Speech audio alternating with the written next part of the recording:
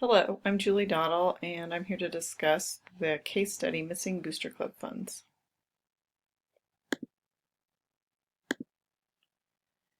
Category 1, Problem Identification and Analysis. What do we know? Well, first of all, this is a school, George Washington Middle School. Mr. Stevens has been the principal there for 4 years, and he has no assistant principal. He has built a lot of strong school and community relationships. People are coming back to volunteer at his school for events, and he's built a really good relationship with them. There's a lot of parent volunteers for activities. The PTA is very active, and right now we know that they're helping take money at games when he cannot find staff to help him. We also learned from this case study that Mrs. Bauman has asked Mr. Stevens to have the PTA help to pay for her daughter's cheerleading trip to New York City, which was going to cost about $1,000.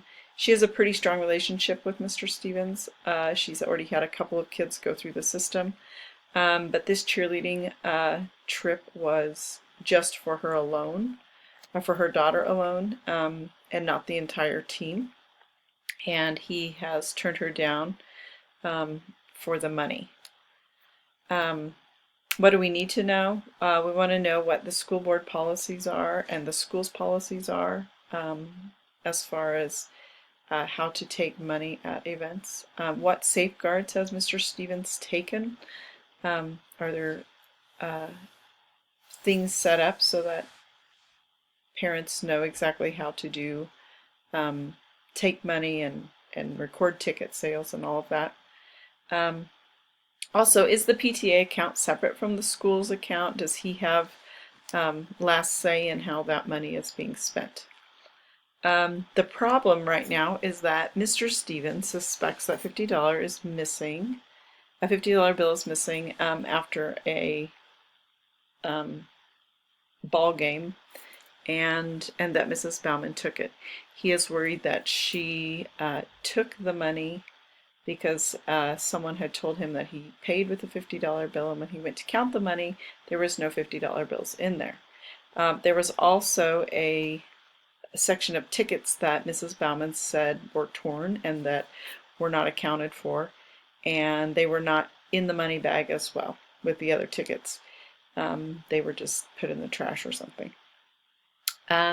He needs to figure out what and how to take care of this problem of the missing funds.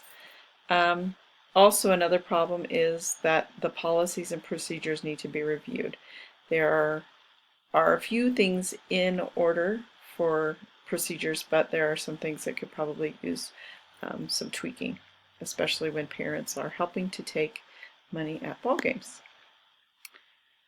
Category 2, the proposed plan of action with strategies for implementation. The first thing that I would do would be to review the events of the evening. Check the money register to be sure that I didn't count it wrong, or that the money wasn't placed in another bag, or somebody from the concession stand had needed change and came over and got change, or that they needed change and you got it changed out with the concession stand. Also, to see if this Mr. Dumas, who was the one who said that he paid with the $50 bill, if he even went to her window to pay to get in, or if he really did pay with a $50 bill, or was he just talking about that. Also, review the ticket documentation to be sure that those 10 tickets really were missing. I would also talk with all the volunteers who were taking money that evening to kind of iron out, the problem and where it all started.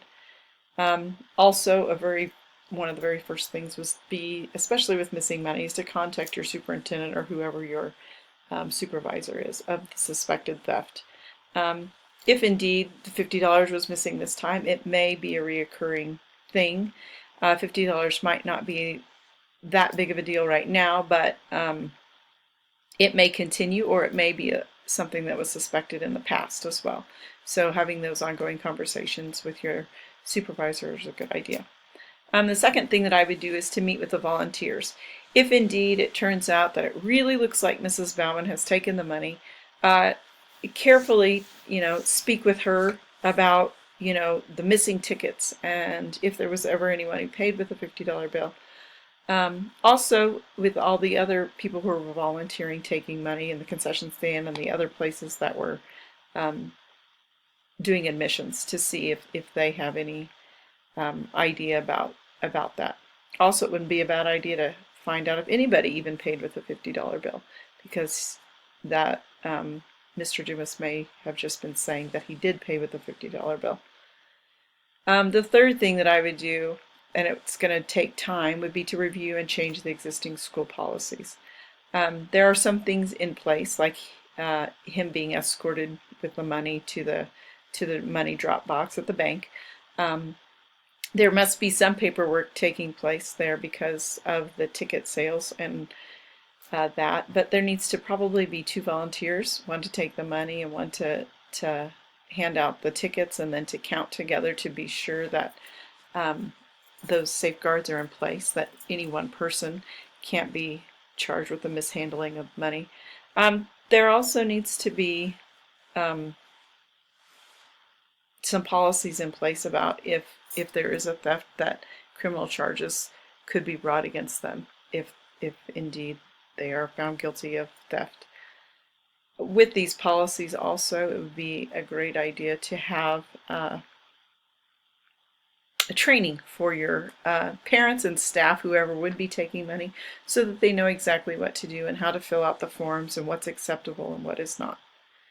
I would also document all that before they're allowed to work any events. Category 3, resolve the issues based on promotion for all, the success for all students. I would definitely continue to build those parent-school relationships. It's important that I wouldn't jump right on and say that Mrs. Bauman had stolen the money. It's important to talk to people and get a feel for the situation and make sure that if indeed things are not going well, that we come together and change them. Reviewing those policies and procedures for handling money at events and training volunteers. This is going to help everybody to continue to safeguard the monies that are raised and those be spent on student activities. The third thing I would do is review with the PTA and the school's mission to align goals that promote success for all students. Perhaps in the past, the PTA has given money for a single student to be going on a trip, or because of some honor, that wouldn't be promoting the success for all students, which would be different than if the entire cheerleading team were invited to go do this, and so a lot of students were being affected, or all students. So aligning those goals is important, and that your community understands that as well. Category 4, debrief the problem. The first thing that I was thinking was there could be many ways for that money to have disappeared, especially with no safeguards in place. I was also thinking, was there even a $50 bill that was used, or was Mr. Dumas just bragging about having a $50 bill? I was also thinking, I hope that she did not take it, because $50 isn't going to help her situation that much. She needed $1,000 anyway, and maybe it just starts small and it gets worse. I was feeling sad that I couldn't trust the parent volunteers, but at the same time, that $50 wasn't that much money, and that I needed to look at a few things. I was concerned that Mrs. Bauman wanted to use all the money from the PTA for just one student, and that she didn't understand that those monies should be used for the betterment of all students. Another thing that I was feeling would be that my policies for parent volunteers and also even event workers needed to be reviewed and changed, and regularly. I mean, it had been 4 years and he's been using parent volunteers, so it's important that those things get reviewed. Some things that I value: the relationship between the community and the school is a very strong one, and that needs to continue, especially with the situation that he is in. I also valued the importance for reviewing and changing those policies and procedures, and also that a resolution was needed. Some things that I needed to investigate further: where are the missing tickets? Was the $50 somewhere else, like the concession stand money bag? What are the policies and procedures that are already in place? Why was there not any other employees working the event, and could Mr. Stevens campaign for an assistant principal or some other help to be paid during those events? Category 5, Component 1. How do I, as the leader, promote the effective and efficient management for the school and the district? By interviewing those who were working the events and being careful to question them in a positive way to just kind of get to the gist of the entire problem to be sure if there was a problem. Also, by promoting the vision of the school with the PTA groups and aligning those goals that money should be spent for every student, many students, or whatever money is being spent.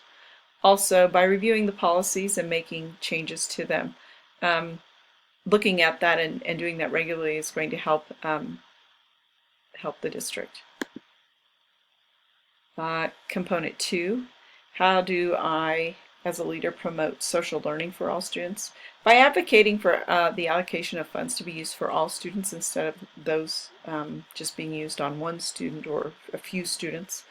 Also, by being an example of collaboration with the parents and the community. That shows social growth, and there have been many studies done that by kids learn from those around them, and so by being an example of collaboration is one way to do that.